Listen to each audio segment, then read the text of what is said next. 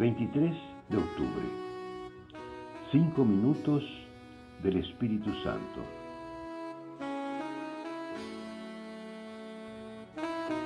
A veces, el Espíritu Santo no puede regalarme su vida y su paz, y no puede obrar en mi existencia porque yo estoy obsesionado con algo y quiero conseguirlo por un camino equivocado. Es cierto que necesitamos amor, todos lo necesitamos. Y si alguien dice que no necesita amor, está mintiendo. Se está engañando a sí mismo.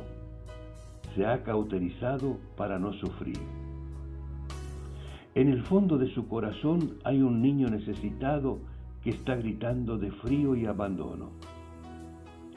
Pero nunca lograremos el verdadero amor que necesitamos vendiéndonos a los demás, tratando de hacer todo lo que esperan de nosotros para que nos quieran, violentándonos por dentro y tratando de ser lo que no somos.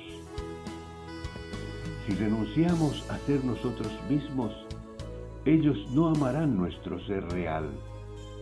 Amarán solo esa máscara, esa apariencia que hemos fabricado. No seamos injustos con nosotros mismos y con Dios. Seamos lo que tenemos que ser, nuestro verdadero ser, el que Dios ha creado. Es cierto que tendremos que cultivarnos, pero sin dejar de ser nosotros mismos. Por eso, es mejor dejarnos amar por el Espíritu Santo. Cualquier amor verdadero no es más que un reflejo del Espíritu, que es amor sin límites. Y es un amor que me quiere como soy, y que solo espera que sea yo mismo. Cuando Él me toca por dentro para embellecerme, lo hace respetando esa identidad que Él ama. Pidámosle entonces que destruya nuestra máscara y haga brillar nuestra realidad más bella.